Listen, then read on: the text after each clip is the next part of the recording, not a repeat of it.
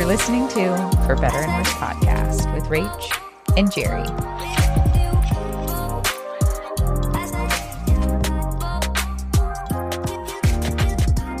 Hi guys. So this is going to be kind of a weird, different episode for us in honor of Valentine's Day. We're going to have 3 dates on this episode. The first one is me with our girl Nichole from A Psychic Story. And then we'll go into mine and Josh's date and Jeri and Brady's date. And we hope you really like it.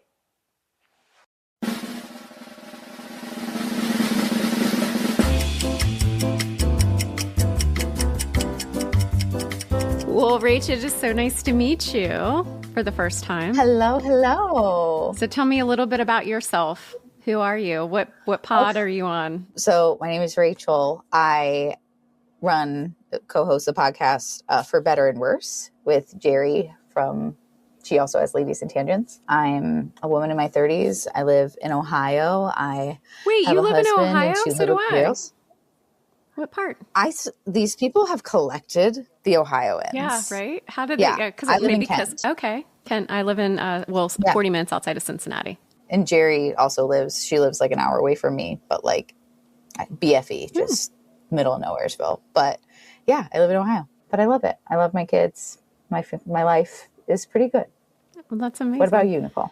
So my name's Nichole Bigley, and I have had a top spiritual podcast for the last 6.5 years. It's called A Psychic Story. And so I'm psychic. I've been psychic my whole life. I believe that our psychic intuitive abilities is our instincts, and we all have access to it, whether we believe it or not. I started the podcast so that I could talk to people that were going through their own journeys and what was happening so that we didn't feel so weird and alone and out there. So I interview other psychics, mediums, astrologers, you name it. They've been on the show, people who have had near-death experiences, been abducted, all that kind of stuff. Look at us. Mm-hmm, I know. Look at us trying this thing. Yeah. But one of my main questions that I want to ask you, because I have you in front of me, is were you like supported growing up in your ability? Like Jeri specifically, like all her and her sisters are pretty intuitive in that way, and it feels like it runs through their family line. So my family was extremely supportive, but growing up they would say this stays in the family because, so it was one of those. But I realized I was extremely lucky and that not everybody had that, which is why it was so important for me to start the podcast, because you go through seasons in your life and sometimes you're really in it and others you're not. And, so yes, on both sides of my family, both my mom and my dad's side. So it was amazing, all the experiences I had growing up, but making sure that people had that connection, especially if they didn't grow up with it. I'll look through all of your episodes, but I find that very interesting. Like, I feel like there's like almost an inherited part of it. It's like a door that people leave open for themselves. Mm-hmm. Yeah. Should we get into the speed dating questions? Yes. Okay. So I'll start. Which random VHS tapes did your family of origin watch on repeat? So I was like really trying to rack my brain, like for a movie in my mind. Mm-hmm. And I cannot think of anything other than Beauty and the Beast that I watched when I was sick. It was my sick movie. But my cousin Karen recorded Full House for us, bootlegged Full House. Yeah. And that is what we would watch. Yeah. So I had to think, because we had a lot of VHS tapes and I don't even remember what they all were, but the one that stood out in mind, so it's not as random, but I would say definitely Back to the Future. The Back to the Future was on there. And it was always cool too, because you had to sit there and just rewind and rewind and rewind till you get to the top. Or if you could fast forward and rewind in certain scenes. And so I remember that, and especially when my friends would come over. Okay. And question number 2. Yeah. Spooky, brought to us by Spooky Delight _ asked, okay, who was your first cartoon crush? I almost said I didn't have one. And then I remembered He-Man. So I guess if I had to pick one, it would be He-Man. But the cartoons really weren't. I don't know. When I was growing up, very they just weren't. I was more into I don't know. Yeah, I would say He-Man. Milo from Atlantis is a top contender, but also probably from a young age. Max Goof from the Goofy movie felt very hot to me as a young lady. yeah, I think just like goofy, weirdo nerd boys was kind of my cup of tea back then. This question, this is totally right up my alley. At mirrorball.bookshelf asked us, what is your dream reincarnation? And are we imagining this is like a specific person? Like if I could be reincarnated into someone in the past, or if I could be reincarnated into any life? It being. could be, yeah, I'm going to take creative license on this. I think it could be literally anything, like your dream. So it could be any sort of type of life, and or it could be a specific person. It would feel pretty good not to be in America currently. So I'm would love to be reincarnated into someone maybe in Europe. Okay, you take over and then you'll spark something in me that will maybe like say, okay. Okay. So I went to Egypt twice, and I went to an Egypt pilgrimage that I led in September of this past year. And I've always wanted to see what it would have been like in ancient times when it was like really lush and green. But I would definitely want to be more in like that palace type of situation where you have access to everything. So I'm thinking like Egyptian Nile, lush greenery, all of that. And, you know, where people are like literally fanning you, bringing you grapes, like that whole thing. Yeah. I think that would totally be. And then all the animals that are around, like all the cats. And that does sound wonderful. And all access to all of the knowledge in the world, like the Alexandria Library, like before it burnt down. True. Okay. I think it would be very interesting to have been part of the I was going to say part of the the pilgrimage to Australia, but then it's like you're displacing indigenous people, so maybe not. But like the homesteading aspect seems very cool, slow to living, me. Like slow living, back to the basics. No phones, just what were the attention spans? What must they have been like?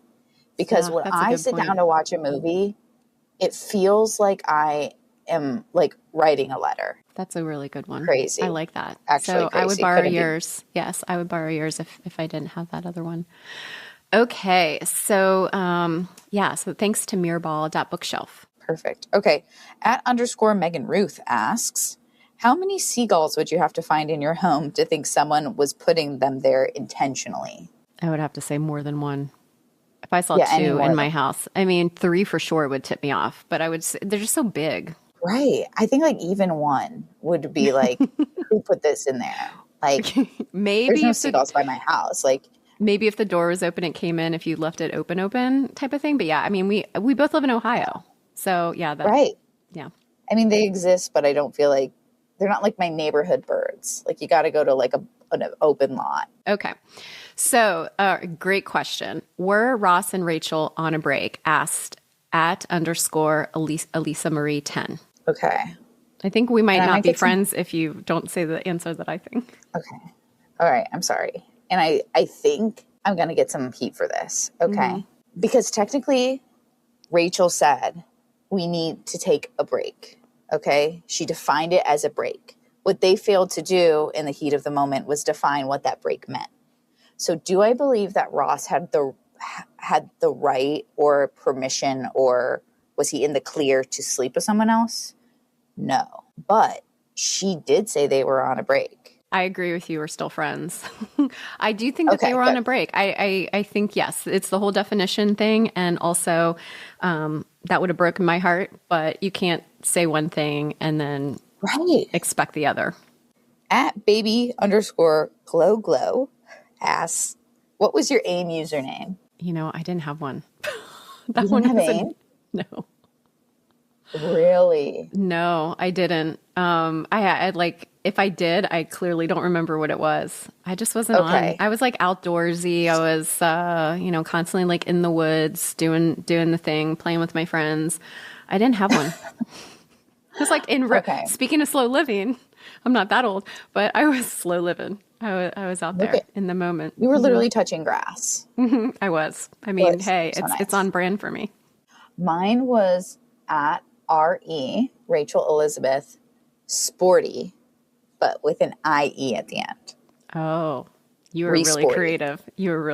I was taking liberties with spelling, the way things were spelled. Okay, so @Melanie Voluntario had written this in too, and the question is, and I love this one, this is going to be a hard one for me, so I'm curious to see what you say. If an alien studied you for a week, what incorrect conclusion would they reach? I would say probably that I have more money than I have, because we be swiping. We're just swiping. We are getting food. I mean, we have the money, but they probably think if I was the only human being that they were watching, that like money is infinite. Because sometimes I act like that and I shouldn't. And it's embarrassing. I was, thinking about this one. I'm like, yeah, what would they? I'm be kind of boring. I think they would give up after that first week. But we had to. Yeah. So if I had to pick something, I would say that the incorrect conclusion that they would reach is that I'm nice. Like, I mean, I am nice, but I do have a mean streak. So, I'm not all love and light and touch grass, So right. you piss me off. Like, you're burned. You're going in that burn book. Okay. Who's next? You're next. Is it me? Yeah. I'm next. If you were on a first date with somebody. Okay. If you were on a first date with somebody and they asked you, can you give me a ride after this? How would you react? Well, if it was you, because you're asking me the question, I would say yes, because I'm nice. But if I wasn't liking the conversation, I would make up something and I would say, no, I got to be somewhere. Or I'd be like, where are you headed? Okay. Like, and then you would tell me, and be like, oh, I'm sorry, I'm going in the opposite direction. I would say, I mean, obviously if it's you, yes. Thank you. I'm not scared of it. I wouldn't be scared. Yeah. We do have to think about the true crime element. Yeah, we do. Safety first. Yeah. But if we're imagining it's just like a run of the mill, like man. He's probably wanting something. If they caught me on unawares, if they caught me 1.5 glasses of red wine deep, absolutely. I'd be like, of course. Let's just, I'll get you home.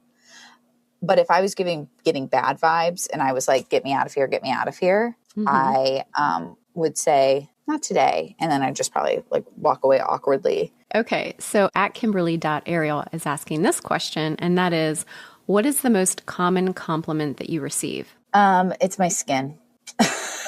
Like, people comment on like that I have a nice complexion, to which my answer is my mom. You do have amazing skin. Yeah. And that's nice. So that is definitely the one that I get the most. I don't get a lot of common compliments. So does that tell you something first and foremost? But no, I would say in a roundabout way, people, when they find out my age, they're always like, wow, I thought that you were 10 or 15 years older. So I would say that feels good. So part of it's skin. So wait, they would guess that you're older than you are? No, I'm sorry, or that younger. You're younger. They're like, no, normally people think I'm like 10 or 15 years younger. And so when they find out how, that I'm older, they're like, wait, what? So that always makes me feel good. Shout out your emotional support water bottle. Style, brand, color, sticker situation if you have one. And if you don't, why don't you like hydration? Gosh, I have a lot. So my original and the one I'm drinking out of now is my quirksicle. This is before they all were around. And I like this because it's like the unicorn color. You can't see it right now, but it has like this iridescent sheen, and it was big enough. I've never heard of quirksicle. Yeah, and the top goes on. This was like one of the OGs, like originals. Is there cork involved? No. And then I would say the go-to is my Stanley, and it's like the big one. And I try and fill that up at least once or twice. But my absolute favorite, and this is the one I used when I went to Egypt, is my Echo water bottle. And it's a hydration one where you plug in. It's only about this big, and you plug it in, and it oxidizes it. So you only have to drink one a day. It's like a regular bottle size. You plug it in. It's a smart app. It hooks up to your phone, and it tells you about your hydration throughout the day. Oh my gosh. Yeah, because basically we drink dead water all day long. Like, it doesn't have any sort of anything activated within it. So when we keep hydrating, we're basically peeing it all out. So if you use one that's oxidized and or carbonated, then you get more hydration. So my Echo. Do you feel different after hydrating with that? I thought it was BS, to be honest with you. And then I felt such a difference. My skin is more plump. I have more energy. And you only have to drink one a day versus having to drink like a massive thing all day long. Interesting. This is what I would call, and I respectfully, with love and light, would call junk science. It's not. And my husband loves junk science. Okay. Maybe he should get one and then report back to you. He picks up like O2 cans at Home Depot, like in the checkout, like he, just to get real real air. And I'm always like, this is just a little, I feel like I've been horrible at hydrating lately. It's like, I feel like I'm like my but your mom in the skin 90s. doesn't show it because you got great skin. Thank you. Thank you. This is what I'm drinking out of now. It's my friend's water bottle that she left here. Because I left mine in the car and it is, 15 degrees below zero. So that water bottle's completely ice, but it is one of the more popular brands. And it is lime green and it has a little handle. Oh, yes. And the main difference is that the straw on top, you can't pull out. And I got it because of my toddlers were always like, I had like a Simple Modern. That was kind of like my main brand that I would get. Even like Stanley's, they're ripping that straw out. They're taking it out. So I found this brand that like the straw is silicone on top, because that was also crucial because one of my kids fell into my water bottle straw. It was graphic. It was very gross. So I was like, silicone straws from now on. Okay. I do really like it, but I need to be better about drinking water. And it's not like it's like, I don't even want flavor. Like some people like don't like water. It's like, I like water. I'm just not drinking it. Well, so nice to meet you. It was nice to meet you Yay, too. we did the speed dating. We survived. Welcome to Parapods and Thank you. Welcome the whole to you crew. as well. Yeah. It's exciting. Can't wait to binge on your podcast.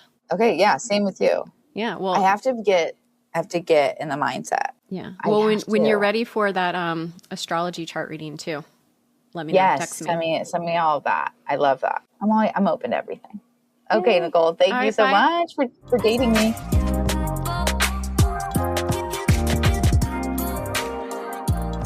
Check. Joshua, Andrew, Gibson, Pridemore, welcome back to the podcast. Thank you for having me. In our home once again. Thrilled to be here. Herschel's making biscuits right behind you. We are still the animal house. Unfortunately, yeah. And children. Yeah, it's I'm ready to get rid of all of them. So. The animals or the kids? I said what I said. Okay.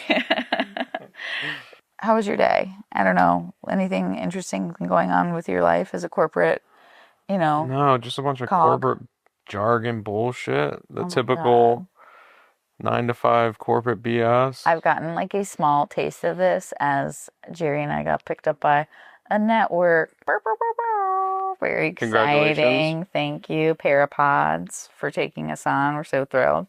But obviously, there's been meetings on moving things over. And I just was I've never been on a corporate call in my life. And just hearing things such as circle back. Yeah. And such as we'll touch base after the weekend. Yes. Oh, wow. And we also had that financial advisor call, and it was also very buttoned up, very corporate. Wasn't ready. And Wasn't you weren't ready for that. Yeah, you're an artiste. You'll never make it in corporate America. No. I literally, and thank you for saying that because I won't. No. I wouldn't and I couldn't. And part of me has wanted to because like there's also an exhaustion that comes from being self-employed. I quit my job. I quit my career because I was so burnt out on it. And like you're in survival mode. It's a lot. It's a lot to make your passion your job. And so what did I do? I said, I'm going to take my other passion and I'm going to try to make it my job. So welcome to the podcast. Welcome to For Better and Worse, everybody. This is it. This is mine and Josh's date night. Yeah. We didn't even grab any beverages. Would you like a Diet Dr. Pepper? No, thank you. Too late for caffeine. No, thank you. Too late for that. I'll be up all night. But happy to be here. Are there any updates you want to give the people? You're a father now. I am a father now, father of 2 wonderful little girls. They really are really fun. Very fun little girls. They're feral. Feral. We make them feral, but really sweet. Feral, but nice. Feral, but nice. So just like not going to take shit, but also like we'll say please. Like what's Elsie's favorite thing to do currently in our house? For some reason, there are stairs in her closet.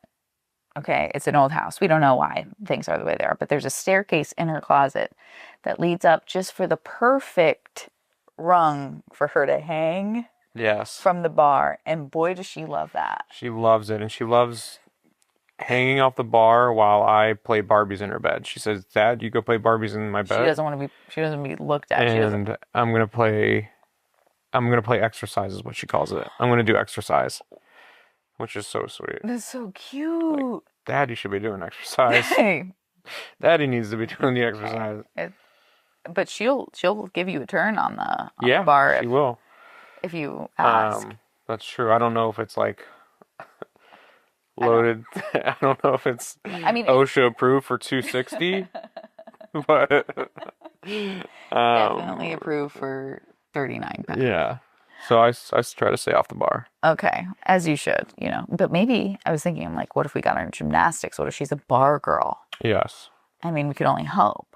And especially with the Olympics going on right now, it's like, I know it's winter, but who's to say? I think Elsie is like, I'm home with them full time now, and she's so erratic. Like, it seems like she's just so bzz, bzz, bzz, bzz, bzz. And so it's triggering for me as someone who grew up with ADHD and grew up like feeling weird and out of place, and like my brain didn't work right. So it's triggering for me to see her and be like, are you okay?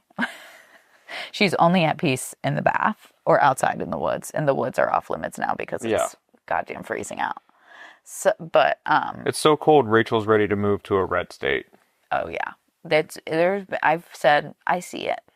I see why people do it. I see why half of my friends from high school, their parents, as soon as they graduated, they said we're gone. They said, "What are we doing in Ohio? Why are we here? It's so cold." Because we live here. You know what I mean? But your high school friends' parents were like, we're out. They're out. Yeah. I'm worried that Elsie will never like find and be able to lock in on something. But I have to remember that I did. Like I had hopes, I had dreams, I locked in on usually 2 to 3 things at once. But I had a passion. I had my volleyball, I had my softball, and I had my singing. Is like taking a bath a sport? She'll lock in on a bath. She'll lock in on a bath. Really? It's the only time that she might shut up. Yeah. And is that girl be running her mouth. Yeah. This house. And the tiny one. They both need to shut the hell up sometimes. To be honest with you. Josh comes home and he gets a big warm welcome. It's wonderful. Daddy. Best part of my day for sure. Oh, that's so nice. But it quickly settles back into, what the hell's mom doing? Mom's on the floor. Now we both need to sit on her. We both need to sit on her. Now we're fist fighting. It's like these kids they're feral, but they're nice, but not to each other, really. I think Elsie's she's going to be 3 on Monday. Yep. Insane. She's just now getting to the age where she like cares that Piper's a baby and she wants to take care of her. Yeah. She just now is getting there. She's been trying to potty train her for the past 2 days. I didn't know that. That's so sweet. How cute is that? Except she's been trying to take her clothes off, which Piper's in charge of Piper. You don't body autonomy. Don't take off anybody's pants. Just as a general rule, don't be that kid. Consent. But yeah, things have been going well. With the kids. It's just like, sometimes it's like, are we on autopilot? It's so scary. Like, you just have these little moments where you flip out of autopilot. You're like, holy shit. Oh. I just drove for 40 minutes and I don't remember a thing about that drive from, Beechwood. I mean, and speaking of autopilot, honestly, a seamless transition to the episode this week was actually supposed to be an episode that we recorded with our friend Jess. We all know her. I got her pregnant ass down to New Philly to record in the studio with Jeri. We recorded for literally 3 hours. Time of your guys' life. You stayed down there. I stayed the night. I'd like the record reflect I said, hey, babe, you go down there and you have fun with your friends. It was a bad day at the house. Have a couple drinks. I had a few drinks. Stay the night at Jeri's, a little slumber party at Jeri's. We did. And we rescued Randy, whose car needed jumped. And then we went to Sheets and got food. I mean, It was just a dream. Such a fun And night. what I'm saying to you is... This dream turned into a nightmare. No, but let's just circle back. My dream night was podcasting, aka working. Yep. Going to jump a young lady's car in the -15 weather. Getting to go to Sheets. That is what is fun to me now. Yeah. That sounds... Well, you know why it's fun? Because I didn't have them kids. You didn't have any kids to worry about. You're like, what's the dullest, sweetest pleasure I can do? And it's just helping a friend out and going and getting shitty gas station food without toddlers crawling all over me. It was crazy. And I'm glad you did that. But it's the simple things, really. Okay. And the audio of that podcast still exists. The SD card of it, we have deducted, as we have said about 400 times, probably the only thing we've talked about is we've got them kids. And one thing that Elsie likes to do is go down to my office. And sometimes she just likes to take things. It's a fun little gag. It's a fun little gag. She'll take, my mouse pad or a picture or a battery. And the only thing that we can assume is she swiped that card. And if you have heard of St. Anthony or you know him personally, prayer up. Prayer up. We're looking for prayers. Because we would love to find the full podcast, which is audio and video. But in exciting news, I did find my wedding band that's been missing for a year and a half. Yeah. So if that tells you how deep of a dive we've done in the last 3 days. Truly incredible. The only thing I haven't done is look through the bags of trash, which I might do. Because I'm like, that could be something else he would have done. Is like, our trash is right at the top of the stairs. And that's a journey for one. And I wish you well. Thank you. But we'll get into it. We'll get into these questions. Thank you all for submitting things. While you're doing that. It's time to get serious. And that's so funny because someone asked something like, what's one thing that your partner does that gives you the ick, but you're going to stand by your man? And it's this hat for me. Make the green M&M sexy again. It's one of the funniest in my collection. It's hanging on by a singular thread. That's also very funny about the hat. It's busting at the seams. It's busting at the seams because... I'm on the last snap, and if... Is that an embarrassing, big-headed guy thing? It's so bad. It's... To be on the last snap of a snapback. I'll squeeze the hell out of my head just to get an extra snap, so it's 2 snaps. And then you have a headache, and then it's game over. Yes. And then you're dizzy, you're not doing well. Correct.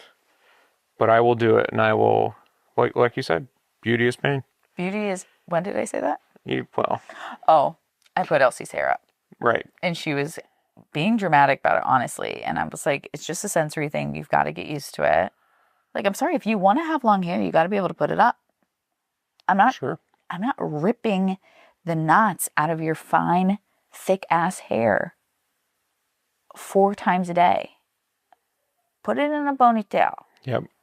But she didn't like Beauty's that. pain. And I said that to Josh. I've become a bit no nonsense. Yeah, and I like that. Do you? Yes. Because it'll make them like me more. Just kidding. No, I always thought you were a bit of a soft parent, but seeing you with toddlers, you have sharpened your blade.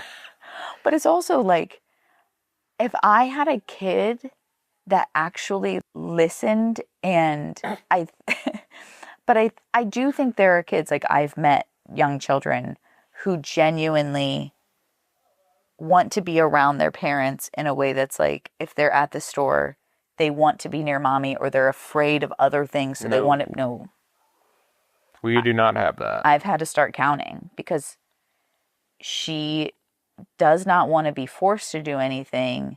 And so the consequence after I count is like, I'm going to put you in the cart. I'm going to do this where you can do it yourself. And the counting has worked. For what that's worth, is it giving her internalized anxiety about time? But I'm also fucking them up somehow. learning numbers. 1, 2, 3, 4, 5.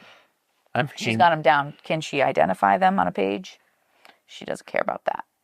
She does not care about that. All right, starting off strong. Does Josh still sleep furthest away from the door to let you fight off the intruders? unequivocally 100% yes. Absolutely, I do. And I'll never change. That's who you married. That's who I am. And this is what I want to say is I would be fighting off the intruders because I'm up with them kids. And I'm the only one apparently that can hear them crying, screaming, whining. Yeah, so I'm on my own with these intruders. He doesn't come across well, is what I'll say. No, it's two different people. He uses that as an excuse in our marriage counseling. Well, it's true. Sleep Josh. It's sleep Josh. And there's nothing I can do to control him. He is an asshole. He won't protect his wife at night. Sleeps farthest away from the door. And sometimes he runs late in the morning for work. And he won't wear his CPAP. And he refuses to wear his CPAP. So he's an asshole. I don't like him. I don't like him either. At all. But he rules the roost at night, so. And he really came out when we had kids. Right. One of those things, guys. Some things change when you have kids. And it's seeing sides of your partner that you never would see. Mm-hmm. Like, why would we be waking up willy-nilly at night when we didn't have kids? We wouldn't. No. Nobody's going to do that. No one's going to prep for that.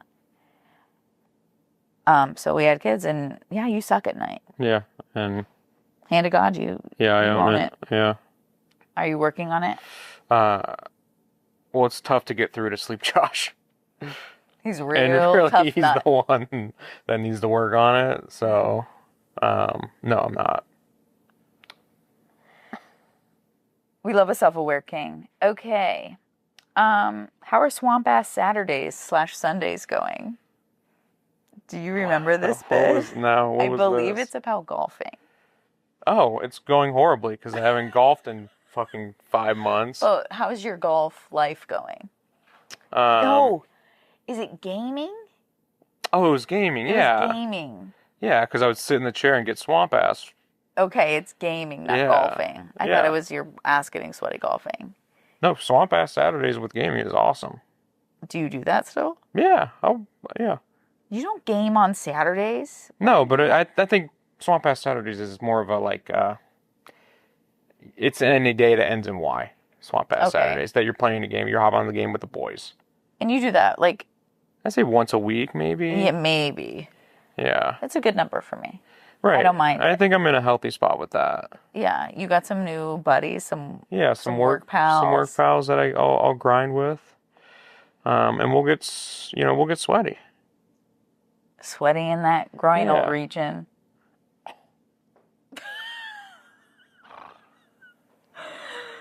You want me to talk about your gooch? Okay. Sure, yeah. Very, very funny. Okay. How do you make time for each other with 2 kids? The short answer is you don't. Or you move your babysitter into your house so you can. That's worked. Yeah, that worked. It's the only time that you have with each other is when you're sleeping with Sleep Josh. You got Sleep Josh for 8 hours a night, and you do not like him. And then, the 2 to 3 hours after bedtime. Mm-hmm. And that is the most serene, perfect time. Because it's just me and my bae. I'm in my chair. She's on her couch. Staring at our mess that we haven't cleaned up. Staring out against, forgetting about the kitchen. The absolute terror that's our house. And I'd like the record to reflect that we clean every day, and it's every day. It's constant. It's never enough. Always pull things out. Nothing can be in a thing. It can't be inside something. It can't be put away. Our baby proofing has failed. Elsie is beyond baby proofing. Yeah, she's a mutant monster. Ripping baby proofing off literal cabinets and walls. Cabinets, yeah. It's like... She said, I'm going to get to the paint. One way or another, I'm telling you, once she figures out the baby proof door handles, we're literally cooked. I know. We just need her hands to stay small. Yes. We need her hands to be stunted. Which is not going to happen because you had huge appendages growing up. I know. I was large. Oh, how has it felt starting a family together? Biggest surprises, biggest challenges? I think having kids is weird because how can you ever imagine a life without Elsie and Piper? Yeah, it's impossible. It's impossible. Like, they are our lives, and just getting to watch them be humans and grow, and just Elsie is so funny. They're getting to the age, both of them, where it's like, holy shit, this is starting to get fun. But also it's like, this is a fucking nightmare because you two, when you're both screaming and crying, I want to get in my Mazda and hit freaking Route 66 and never turn back. You'd have to hit a couple more interstates before you got there. Yeah. 43 would be. Maybe I'll hit 43, a couple more, and then get to Route 66, but I'll get there. I think the biggest challenge for us, and this is going to sound stupid, is that it's hard. Yeah. I don't think we were prepared for how hard it was, especially to have two. Having two kids has kicked our ass really badly, and it's created distance between us. Oh, yeah. And then Piper came out, and it's like, hey, by the way, my name's Piper. Nice to meet you. I've got cystic fibrosis. And I said... And the kind of cystic fibrosis where her pancreas does not work. So that is her, like, cystic fibrosis attacks or, effects. She's got a bunk-ass pancreas. She's a bunk-ass pancreas. And some people's cystic fibrosis are pancreatic deficient. Piper is at the lowest end, doesn't work at all. Without intervention, she would not live. Like, that's crazy to say. She was failure to thrive her Failing first to week. thrive. The doctors, they were like, what is going on? What's going on with her? Like, buddy, that's why we're here. You tell us. Right. We have no idea. It was so hard. It was such a hard time, and I know you struggled to bond with Piper because it was so hard. I was in a weird place, and it was creating this, it felt like distance between all of us. Yeah. Between us with Elsie and that time that we had, and it was immediately, we were in survival mode. We're at the hospital. We're getting this diagnosis. We're learning what cystic fibrosis is, learning how to be medical parents, like all of that. Losing the time that we had together with a predictable kid, like one predictable kid for the most part. Routine. We had a pretty down pat. And then suddenly everything is different, and it wasn't overnight, but it really felt that way. I feel like we're coming out on the other side of it kind of though now. Like we're starting to get back into like a decent group, but it was dark. Hand to God, it was dark there for a bit. It was dark. Yeah, we're in therapy. We're both in, well, I'm in individual counseling. He's in individual counseling. I tried it. Something happened. It's not for everybody. It's for me, everybody. Don't think I'm above it, because I'm not, but I just had an issue with the therapist, and I liked her, but, unfortunately, it wasn't going to work out. But our marriage counselor is, just the best. The best. When a therapist clicks, it's the best thing. It's the best feeling in the world. Yes. And she... Immediately. And I'm so mad that she's our marriage counselor, because I want her for myself. I want her to just do all of our problems. Apparently they don't do that. No. So our marriage is her client, blah, blah, blah. But Stacey, fix my brain. She's the best. Don't just fix my marriage, fix my brain. Would Josh have a third baby, or is he all done too? I wrestle with this. I don't know. I would. But I'm sterilized now.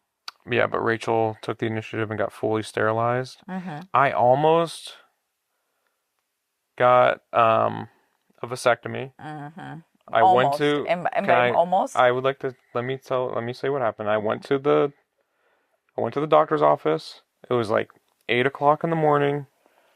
Cold doctor's office. I get through the entire spiel. She gives me the spiel.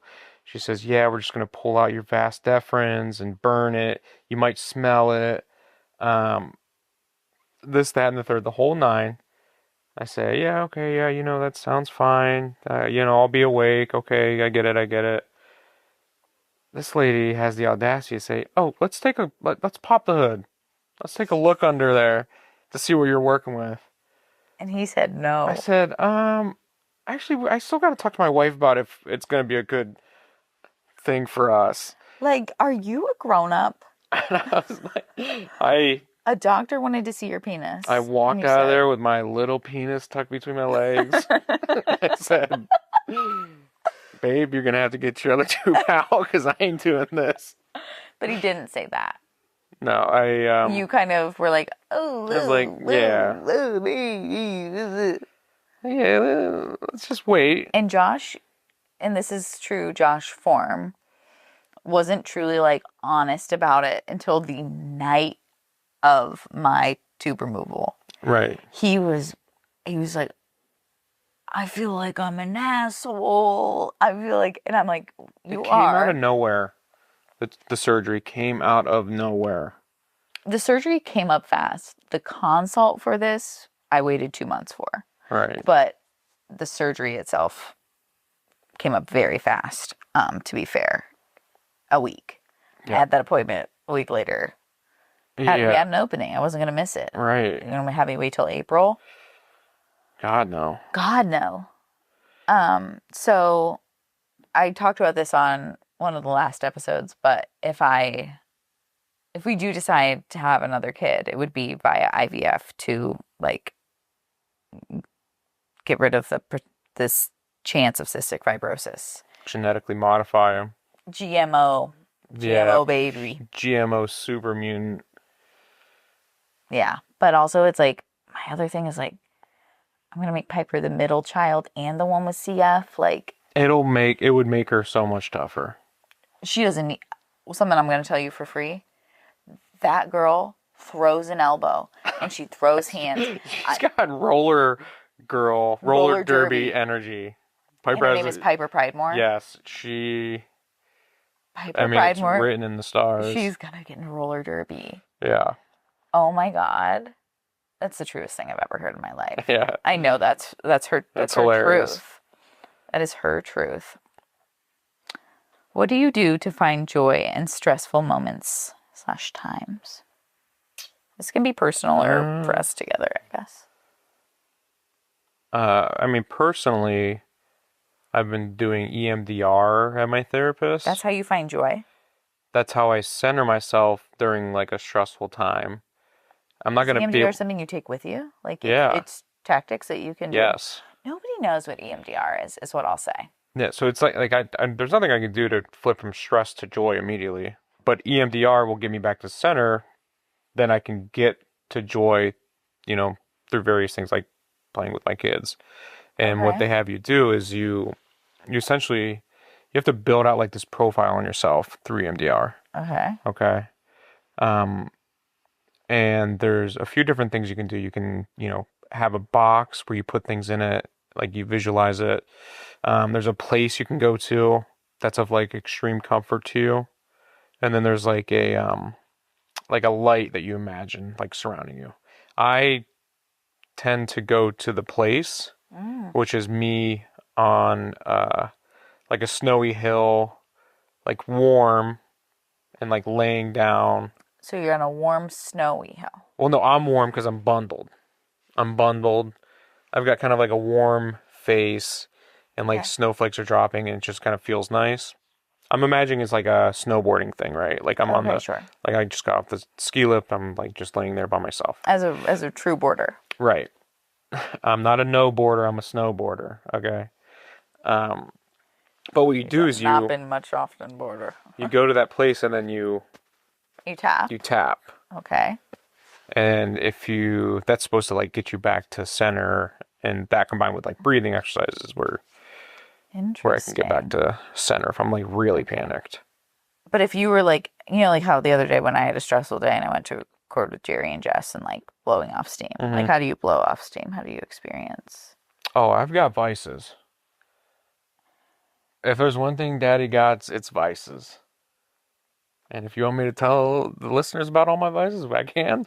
I'd like them to like you. Let's just say I like to golf. Love golf. Getting out and getting some sunshine, some vitamin D, and playing around with the boys. Yeah. So, yeah. Shut your phone off. Don't have to think about anything, but... I like just talking to my friends, helping out a young lady in need, jumping her car, and going to Sheets. Yeah. That is kind of my ideal situation these days. But together, when we're stressed out, when life is stressful, how do we experience joy? We just make each other laugh. Yeah, laughter. Because it's just like, we're like, this is so ridiculous. What the fuck are we doing? I can't imagine being with, I could go back and imagine, but being with someone who you don't have the same sense of humor as, crazy. It sucks. Yeah, I've been there. I was in a marriage. I was not thought to be funny. That's insane. Mm-hmm. That's crazy. Like, can you... You are funny. I will admit, you are funny. I'm not saying I'm the funniest person in the world. No. But you're quick. You're quick. Thank you. You're quick and you have funny ass quips. Thank you. Yeah. But to be with somebody who didn't get my humor, what was happening there? To anybody who doesn't have the same sense of humor as your partner, best of luck. That's hard. It's tough. Mm. I really do think, because our life is stressful financially, health-wise, all time, job. Yeah, keep going. All of the above. All of them. And if we couldn't make each other laugh, we wouldn't be together. No. No. There would be nothing left. Yeah, because you don't have to like the same music. It's nice if you do. It's the same movies, the same shows, have all the same interests. But you have to have the same... Humor. Yeah, 100%. It has saved us. And that's what our therapist has said too, is that like we can make each other laugh every single day. You know what they say? Live, laugh, love. And you can take that to the bank.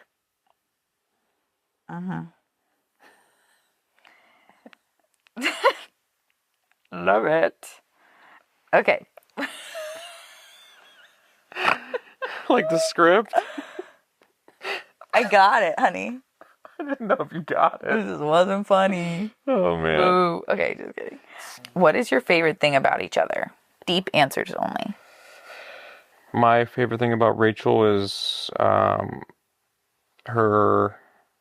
way she mothers our children. She does activities and like really is a hands-on mother, to the point where it like makes her cry sometimes because she feels like she's not doing enough. I'm terrible at it. And she's terrible at it, and I try to like reassure her like, hey, you know, 10% of the time you might suck, but the other 90, you're killing it. So yeah, that's definitely my favorite thing about Rachel. Aside from kids, if you were to think about me as your partner and not just the mother of your children. Because I think I have two answers for you too, obviously. Okay. Yeah, and I like the way you are with like your friends, like like you're a great friend to the people around you, and you love the people around you genuinely. And that's definitely one of my favorite things to see. Like you're a fantastic like cog in the wheel of all of your friendships, I feel. That's so nice. Yeah. Obviously, I love how you make our kids laugh and just how safe they feel with you. And I don't think all girls have that relationship with their dad where they feel like so joyful, just like so, they're so happy. And I know that it's hard because I know you come home and you feel like your tank's on E, and then it's like you gotta find Dig another deep. gallon of gas. You gotta put it in until bedtime. But you put it all into them. I think that's what makes it hard for us. It's like we're spending the last bit of energy we have on. I mean, I'm on E right now. I'm giving you everything I got. Thank you. This is Jordan flu game stuff right now. Who's flu? Some will get it, most won't. That listen. Jordan flu game. Yes. Michael Jordan had the flu. Yes. And he played a game. Yeah. Spot on. And I got it. But you as a person, it's similar. I love how you love your friends. I think when we first started dating, you had the same friends that I knew you had in high school. Mm-hmm. Like, I was living with one of them. Yeah. Seeing, like, when you got your job at Tech Systems and that whole group of friends, and just, like, getting to see you, like, grow in a friendship. You've always been, like, the most loyal friend. Mm-hmm. And, like, seeing you with the friends from high school, like, that wasn't surprising. Yeah. But, like, watching you make new relationships with people and equally pour into them. Not everybody gets that with coworkers, but, like, you've turned them into your best friends. Yeah. You know, Matt and Eli and Evan. And there's a special group. There's a special group, and Allie. And it's just been so fun to see you as a friend. And I think when I think about marriage and us together, I think the fact that we really value friendships and consider ourselves to be friends. Mm-hmm. Like, yes, we are husband and wife. We're boyfriend and girlfriend. Mm-hmm. But we are really good friends. We're best friends. Yeah. And it's hard. It's hard to invest in friendships, but that's why when they make you laugh, you want to talk to them. Be around them. Oh my God. Yeah. Yeah. I've been very blessed.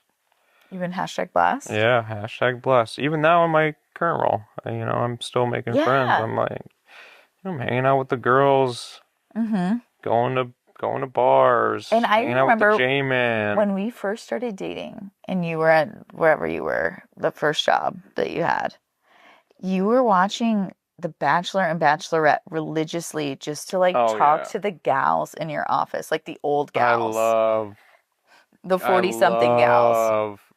Yes, that is my That's your bread and butter. Yes. That's your bread and butter audience. I am. Yeah, I'm a chameleon, is what I'll say, and a people pleaser, and that it can be a bit toxica. It is toxic, but it bodes well for making friends. Okay. You just have to want them to be your friend. Yeah. I'm not friends with duds, so. Oh yeah. No Dudley Dursleys over here. Okay, let's end on this. I don't know if you will know this reference, but what is your favorite invisible string theory about your relationship? Do you know what that is? Is that from Hercules? It's kind of like that. It's the fates, the string. Yeah. Okay. Invisible String is a song by Taylor Swift, but it goes on that, like, the line of fate. Like, do you believe that there has been a string tying you to me throughout, like, time and space? Oh, yeah. 100%. I go back to the first time I saw you in high school. It was as fate gets. Shout out Taylor Swift. Shout out to Hercules. Yeah, I saw you and I was like, holy shit, like, that's like my person, like, and you're like walking to like drama class or something, and I was walking the other way. I was like, what the fuck just happened? It was like a charged moment in my life that I'll never forget. Yeah, and I remember similarly, it wasn't that moment, but it was the first day of Miss Farrell's math class, my junior year, your senior year. And my second time taking algebra 2. Second time taking it. He really wanted to get better than a D+. Yeah, I didn't have to take it, but my one friend was in it, Garrett. And I also love Miss Farrell, she was blessed herself, is what I'll say. You thought Miss Farrell was hot? Yeah, I mean, we all did. Yeah. So yeah, I took it again. She was so nice too. And she was nice, She was the nicest lady. But I remember him walking into the classroom And, like, he also, he walked in like Josh Pridemore did, which is, I remember his red backpack. I remember he, like, went around to everyone and dapped them up like he was a celebrity. I mean, did anybody not dab me up? I don't think so. Right. I was getting dabbed. I think we were all shocked. Yeah. That it was happening. But I remember that, like, very vividly. And I think when I think about, like, fate or, like, soulmates or, like, whatever that is, with every person I've felt that with, like, I can remember the first time seeing them, or I can remember that, like, feeling of space and time. And I think it's like, why would my brain hold on to that memory otherwise? Like, why would it hold on to the first time an obnoxious boy entered a classroom? Like, that happened dozens of times. But I remember that obnoxious boy. I remember him coming into the classroom and feeling, like, nervous. Like, feeling like this weird feeling. Like some butterfly? Like, yeah, probably. Which was, like, not appropriate because I had, like, a long-term boyfriend in high school. Right. So that was confusing too, because I was like, good. Yeah. Content. Yeah. And, we went back and forth throughout our lives. And when I worked at a brewery, weirdly worked with his best friend's older brother, but, like, he was much older. So, like, I didn't know him. I didn't even know Ian had another brother. But I remember, like, asking him questions, like, probing questions. I'm married at this time, like, probing questions about you specifically. To be like, oh, does he still hang out with Josh Pridemore? Oh, yeah. Were you? Yes. Was this before we started talking? Yeah. Oh my god. This was just like when him and I were working together. I'm flattered. Of course. I was like, well, he unfriended me on Facebook when I got married. Yeah, no shit I did. Unfriended me, blocked. Yeah. So I remember where I was when that happened. I was at my Aunt Deetra's. I was smoking a blunt with my cousin Andy in his room. And I was like, he's a winner, ladies and gentlemen. It's like, I gotta go to the bathroom, Andy. And I went outside. See, again, like the invisible string thing. Like, you remember that. Yes, I went outside and I blocked you. Like, that's crazy that you remember that. Yeah. Weird. Very weird. And I remember, you didn't block me, you unfriended me, but I remember searching for you, years later and realizing we weren't friends on Facebook anymore and being like, that's weird. Like, I remember that stuff. I think that's, I believe in the invisible string theory. Yeah, I do. I mean, absolutely. I like you. I like you, babe. I love you. Babe, thank you for clearing your busy schedule to record this with us. Happy Valentine's Day. Yeah, happy Valentine's Day. You didn't even say that. Absolutely. What are we doing on Valentine's Day, you might ask? Seeing Stacy. Oh, our marriage perfect. counselor, our therapist. Would you suggest therapy to other people, like couples counseling? Were you, like, I was skeptical about it? Yeah, I didn't want to tell people that we were in it. Yeah, like I think a lot of people probably don't want to admit that they're in marriage counseling. Mm-hmm. It makes you feel like a failure, like you're failing. Mm-hmm. Your marriage is failing, quite literally.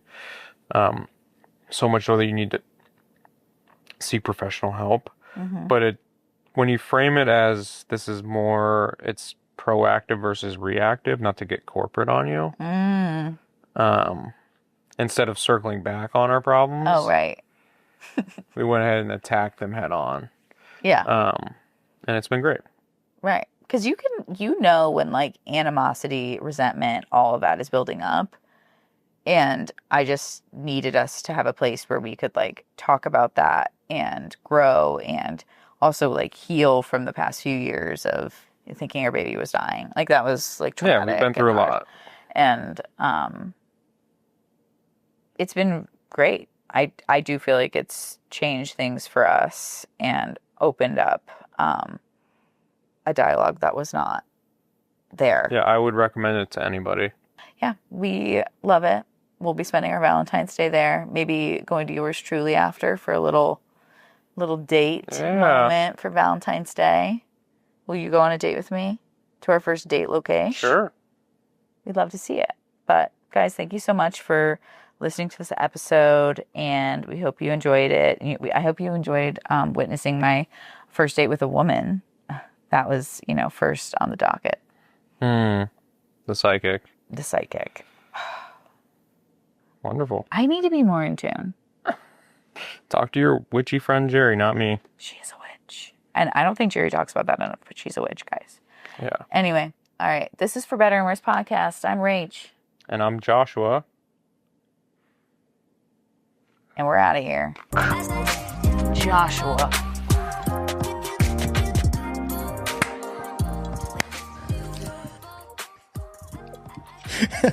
You're stupid for that. Hey. What up? Welcome to Date Night, everybody. Brady's first appearance on any podcast ever. It is. And I'm only slightly anxious about it. Are you nervous? A little bit. You seem pinker than normal. And I don't know if it's our background or... A little bit both. Yeah. Definitely a little nervous, yeah. Yeah. It's so funny to talk to you on mic because... do you feel like I talk differently sitting in this chair? No. I fear you talk differently right now. Probably. And it's because I'm obviously more comfortable in this seat than you are. But at the beginning, you made me nervous. You're like, how are you feeling? I don't know. Well, I wanted to do a check-in before I fine until you asked me. I wanted to do a check-in before we hopped on just to see, where you're at. I mean, it's nothing different. I talk to you every day. That's true. Talk to you every day about a relationship, too. That's true. That's true. And we have questions now that people have submitted. And it's kind of like the first time anybody's really gotten to ask you anything about us. Yeah. Ooh. Well, so happy Valentine's Day, everybody. Yeah. Valentine's Day is tomorrow when this comes out. Oh, awesome. So we'll be on our way to your surprise. Right. Which you've seen, but... Yeah. Yeah. I got it out of you. Yeah. Well, that's because I was excited and I wanted to know what we're doing. His birthday is also on the 17th and our anniversary is the 22nd. So a lot of stuff happens in the week of Valentine's Day. So we're going to do a little weekend getaway. It's funny. I keep forgetting about my birthday. You do? Why? All the time. I don't know.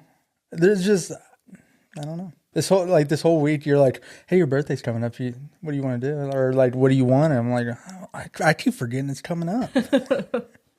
I will never forget your birthday because I am looking forward to the time when you and I both are in our 30s. Yeah.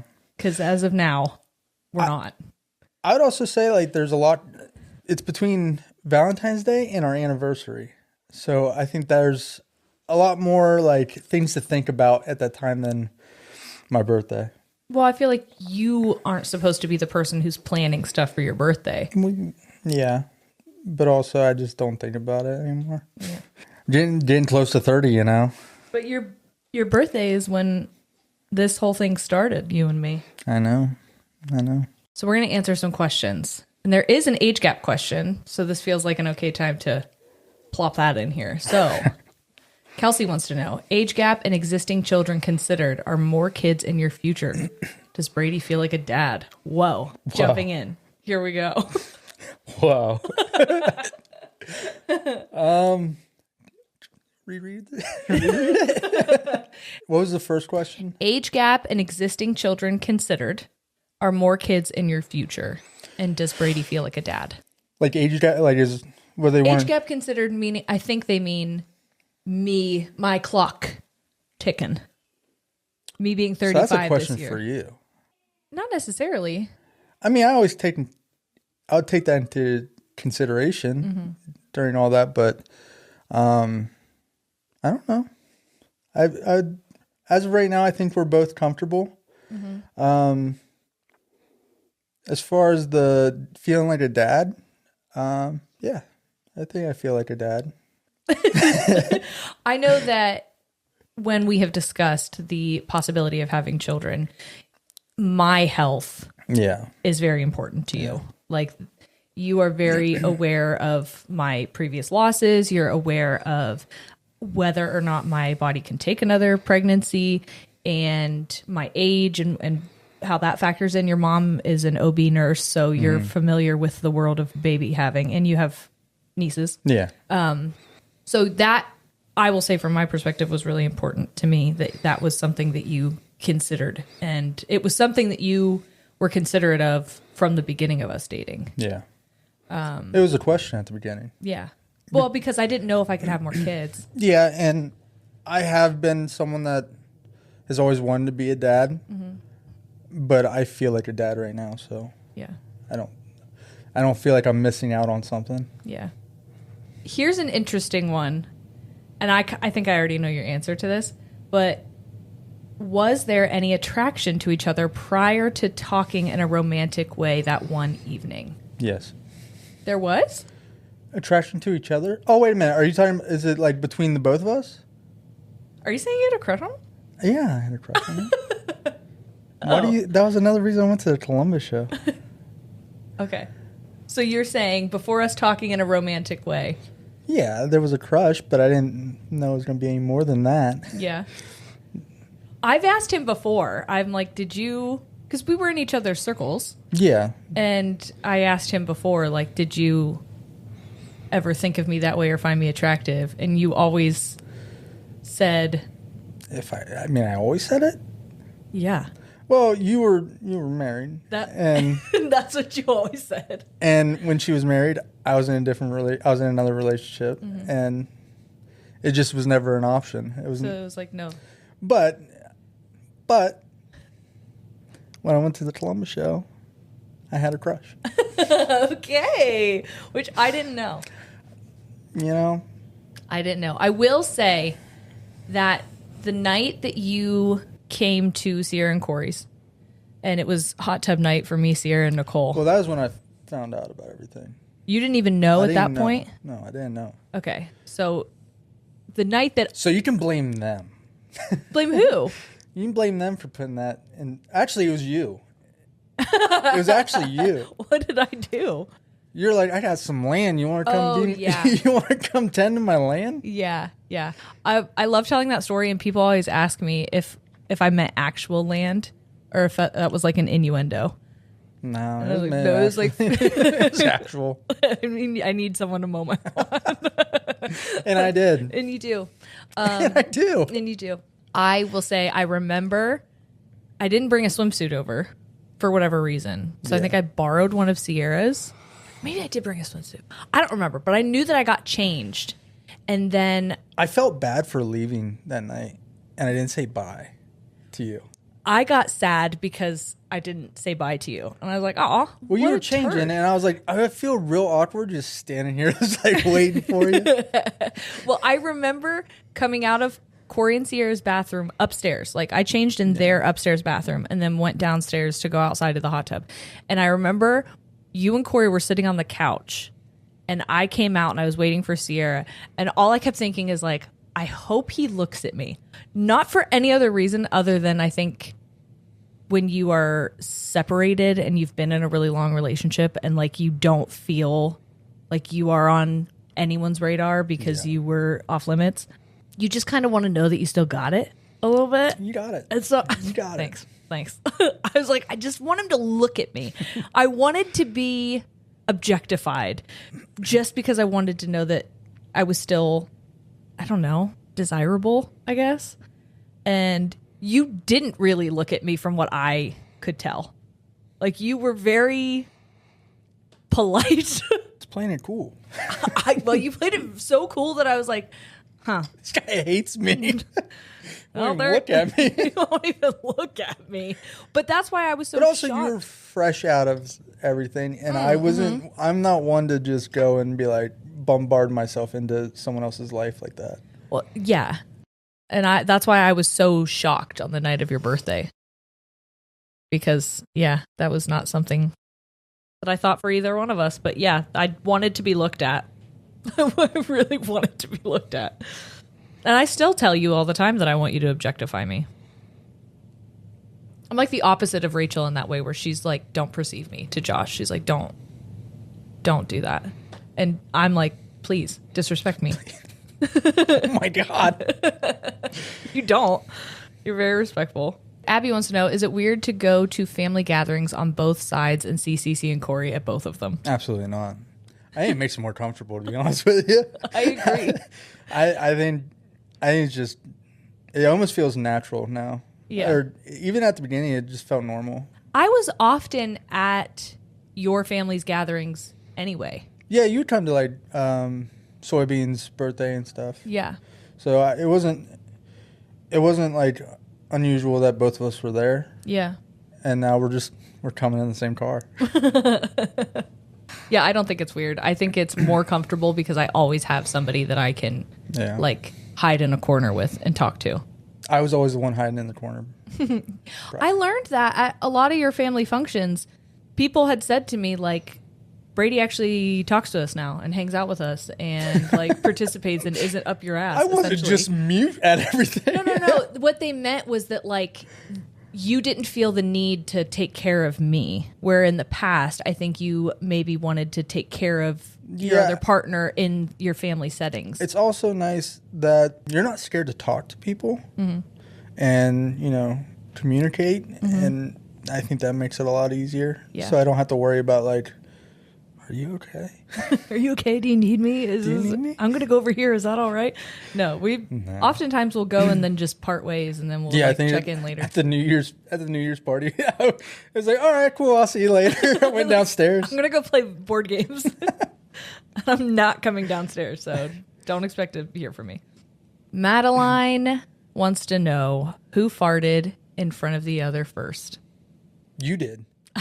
No. You did. It didn't like gross me out or anything. It was honestly funny. Do you remember like how it happened? You were playing with the kids, and we were in the old living room. Yeah. And you just let one rip, and I was like, "Did you just fart?" And you're like, "Yeah." I remember looking at you and being like, "I fart, and I don't care. I'm not holding it in. And if this is gross or weird to you, then."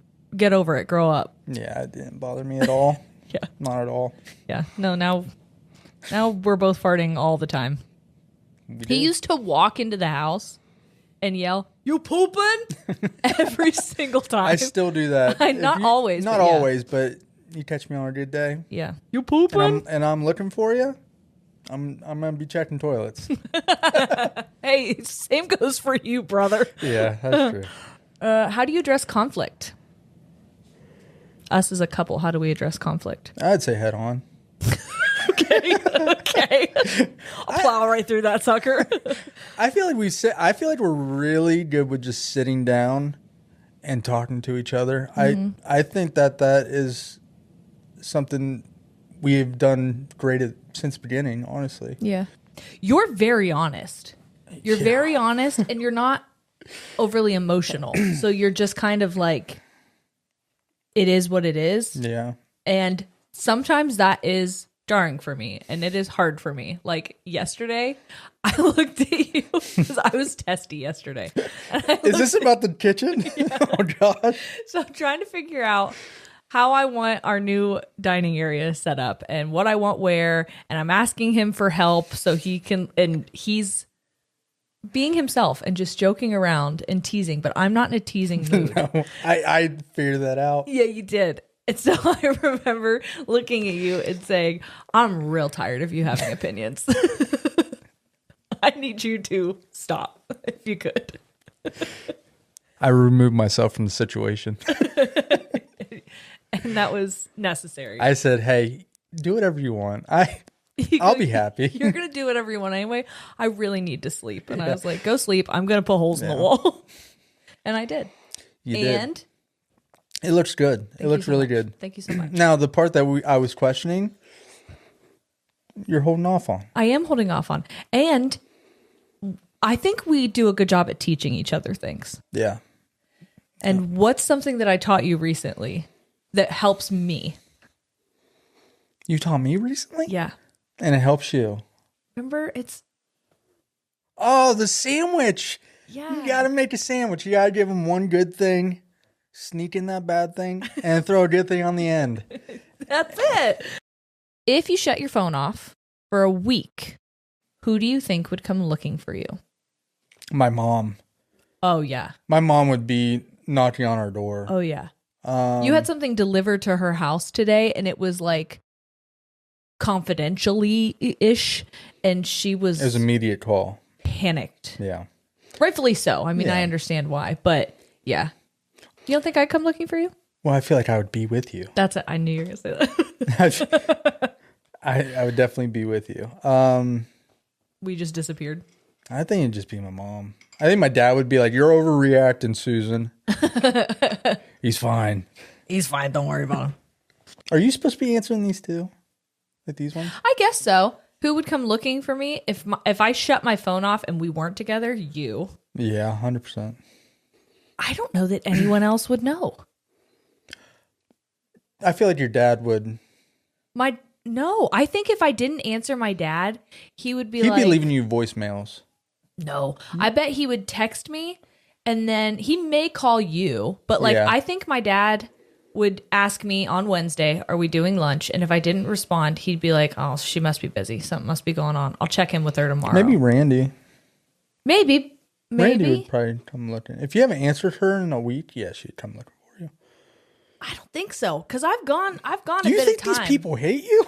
No, I just think that I come from a family where we don't check in. Yeah. We don't check in on each other. Like, we'll send each other TikToks and memes and things, but like as far as worrying about each other's safety, we just don't. See, I feel like for Randy, if you weren't answering her, because more than likely she would ask for you to pick like Dove up before going. Yeah. If you didn't answer like numerous times, I feel like you'd get a hold of me. Oh yeah, numerous times, yes. So I mean, that could be in a week. It's true. So I mean, that's searching. That's true. My mom would just be knocking on windows. Yeah. She's different. Mom would be sniffing the ground like a bloodhound. Yeah, dude. She would find you. She'd be like, I don't see dogs. Where are they? This one's specifically for you, but I'll answer it if you want me to. Brady, what is the first thing that attracted you to Jeri, emotional or physical? Well, okay, so, and I know my boundaries here. When we were on the bachelorette party, you were like the main person I talked to for like a day. And you're funny. And you proved that to me that day. I didn't know that. I didn't know you were funny. I didn't know you were that funny. Fake fan. But I don't know. You were just super kind. I truthfully, before that, I thought you were mean. Really? Yeah, I thought you were just mean. But no, that's fair. I didn't. That's fair. That's a lot of people's first impression. Yeah, I thought you were a mean person. I was like, I'm gonna ease into this one because listen, I can talk to mean people, but I'm gonna ease into this one, and you turned out being super nice, and I was like, I think I judge the book by its cover. Do I look mean? No, well, no, but you also Meanwhile, sometimes you have like, I'm not in the mood to talk face on, and meanwhile, the first thing I ever remember you saying to me at Sawyer's birthday was, "What am I supposed to ask for your autograph or something? Because you're like famous, you're important or whatever." And I'm like, trying to be funny. I don't know. I was scared. I thought you were mean. I thought you were mean, and I thought you were like a frat bro. And so she also thought I talked like a robot. Not a robot, like a bro. Yeah, you thought I talked like a bro. You're like, I thought you always talked like this. Yes, because that's how you mostly talk to me at the bachelorette weekend. Well, you were also drunk. I was like, we were all drunk. But like, I thought that's just who you were. You were just loud, and you were silly, and you were I loud? Broy. Yeah. Okay. Yeah. Turn up. And you did. But then when you came to my house on your birthday, you were very calm and subdued and like as a person. Yeah. It was weird. I was like, I don't know how to. I was like, hey, I just had a birthday. I grow up sometime. Now's the time. Now's the time. Yeah, you met the old me, and now the new me. That was me last year. Yeah. It's my New Year's resolution, be a normal person. You start your New Year's on your birthday. I think the first thing that attracted me to you, physical or emotional, I really just liked how thoughtful you were. It was the beard. No, I do love a beard, but no. Then I had to shave it off. No. I am attracted to like your inside first. Okay. Like everything outside is a bonus to me, but you were thoughtful and you were respectful, and not just to me, but like I didn't know you had a crush on me. I knew that you drove to Columbus and you were the DD for your mom and your aunt. Mm-hmm. And I was like, that's really thoughtful. Well, she asked me to go before ever being like, you want to be the DD? Mm-hmm. She's like, hey, I got an extra ticket. Do you want to go? I was like, heck yeah. But even then, even that to me is like you're supportive of something that's not necessarily for you. Because I had a lot of preconceived notions about you. What? Yeah. What? Yeah. I didn't know this. Yes, you did. Did I? Yeah, because we had lots of conversations about it, and you thought I was trying to break up with you one time. Okay. Yep. And I came in hot because I was going to handle that situation head on. Because that's what we do with conflict. Because that's what we do with conflict. Head on. But yeah, no, I really loved how thoughtful you were / are. Are you still keeping the wedding date a secret? Yes. Yeah. Yeah, you'll see when you see. Yeah. It's coming up.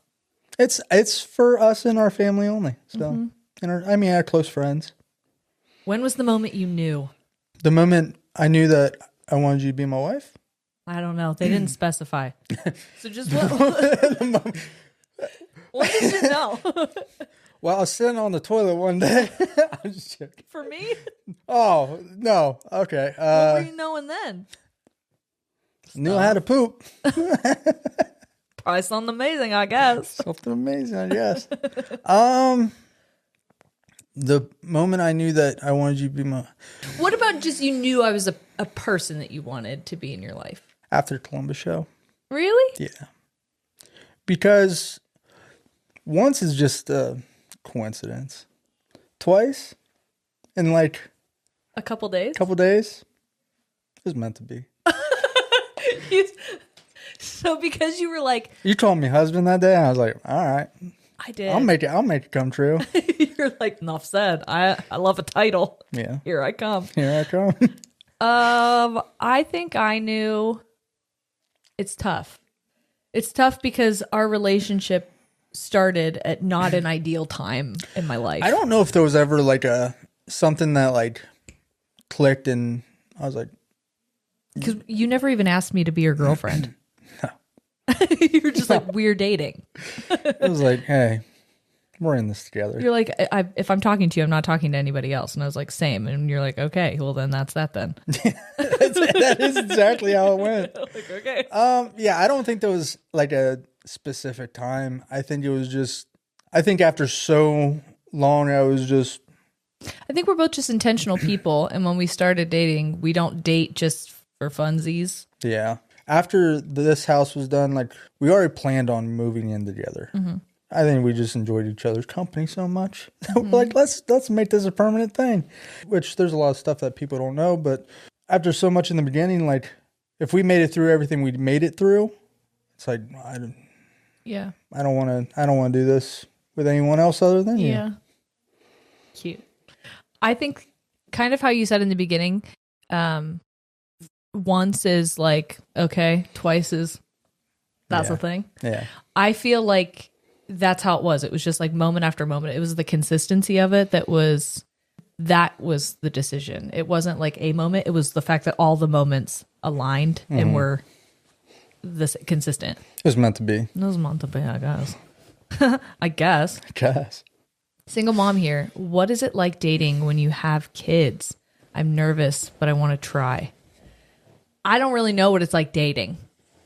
I know what it's like immediately getting into another serious relationship. Well, I guess you could explain what it was like dating me when Because you were technically, you were a single mom. I also believe that even when you're in a relationship, you still are single as far as like being a mom, because there are just certain things that are not appropriate for you. Yeah. And so there's a lot of solo parenting that happens in a relationship. And I actually want to do a whole episode focusing on that. But I think the main thing for me was making sure that the boys felt comfortable and safe, and that you were creating a relationship with them independently of a relationship with me. Mm-hmm. And so it was like, for the first bit, we didn't introduce you as anything other than Corey's brother.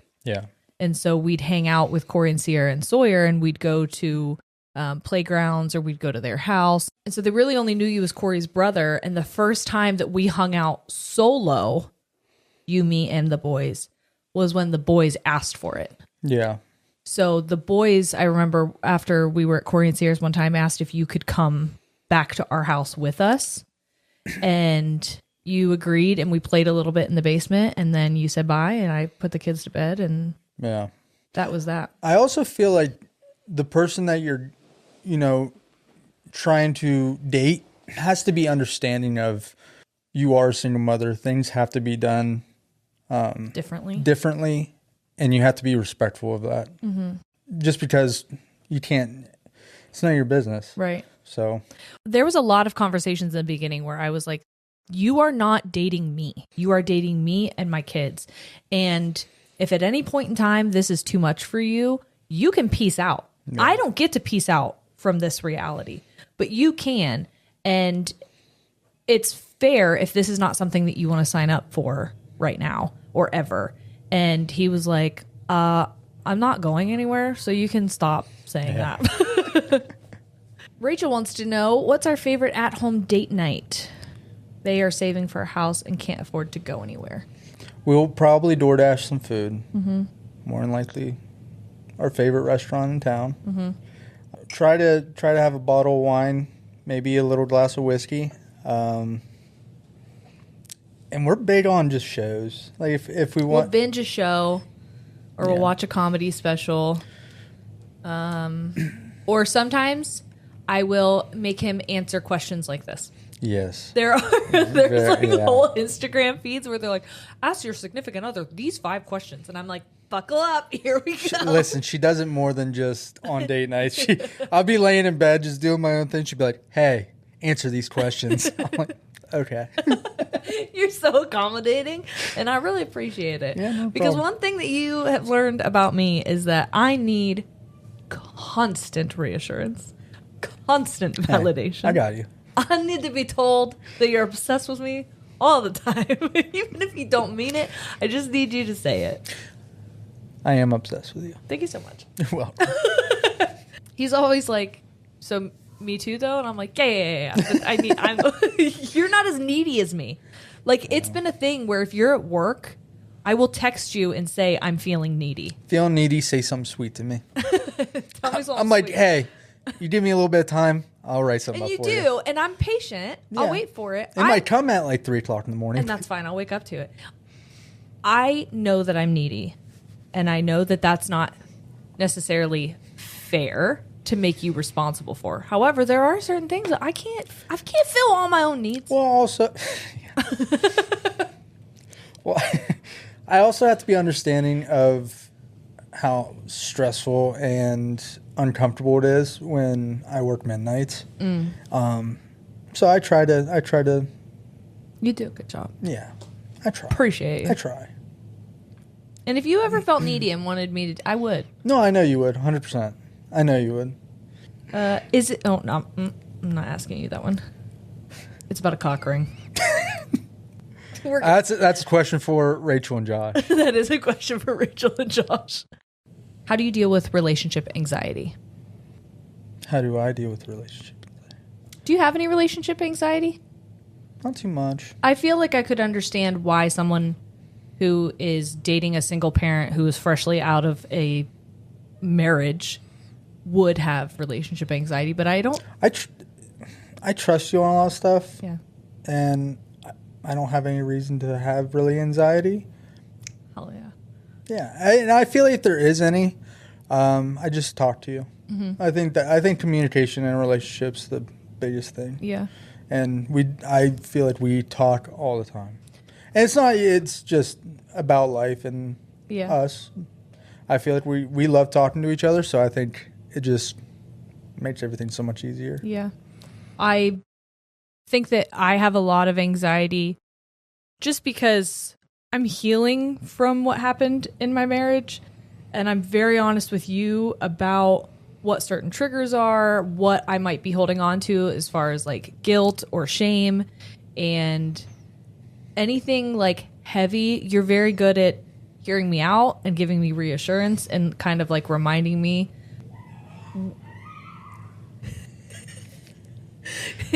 You're very good at reminding me that, you know, I'm not in that reality anymore. So a lot of my anxieties have nothing to do with this relationship, but they are fears of like me being the one to fail us. Yeah. And being afraid that I am secretly a horrible person and that one day you're going to wake up and realize that. And then you and every other partner I've had are going to start a group message about me, about how much I suck and how they were all right. I would hate being in that group message. I would mute it immediately. If there's something I hate more than anything, it's group messages. I thought you were going to say shit talking me. I don't do that. But if I had the chance, would you? Would I shit talk to you? Yeah. No. Okay. It's me I just talk shit right to your face. Yeah. Yeah. You little idiot. All right, last one. Most attractive thing they do that isn't considered attractive. So what's something that I do that you find attractive that is not like a striptease or something? Something you do that's attractive. Well, attractive to me, I guess. Yeah. You always make sure I'm okay, and you're so caring for everyone, and especially the boys. Like just watching you do everyday things with like making sure they have everything that they need. It's just, I think that is kind of attractive. I was going to say the same thing with the boys. Watching you do anything with them, like put their shoes on, or toss, like when you play with them and you toss them, or when you do anything like with the four of us, like when we're doing group things, like last night when we played Mario Party. Anything where I'm seeing you bring joy to other people is attractive to me. I love seeing it with the boys, but I also love when you are on the phone with your friends and you're helping them fix problems with like their cars, or you're talking them through something, or you leave our house after plowing the driveway to go plow your friend's driveway who lives down the road, and they don't ask you to do that. It's just something that you do. So yeah, just you being a good human, I guess. Yeah, I think that's, hey, vice versa. I think it's hot when you're a good person. Heck yeah. You care about other people other than yourself. What about when I fight with people on Facebook? Oh. I just stay out of those. He goes, my wife and my sister-in-law are fighting people on Facebook again. And you knew that's it's just something that I stay out of. And that's what you signed up for. I do. Well, I think that's all we got. All right, on. Thanks everyone for your questions. This has been me and Brady. Happy Valentine's Day, you love birds. Bye. Bye.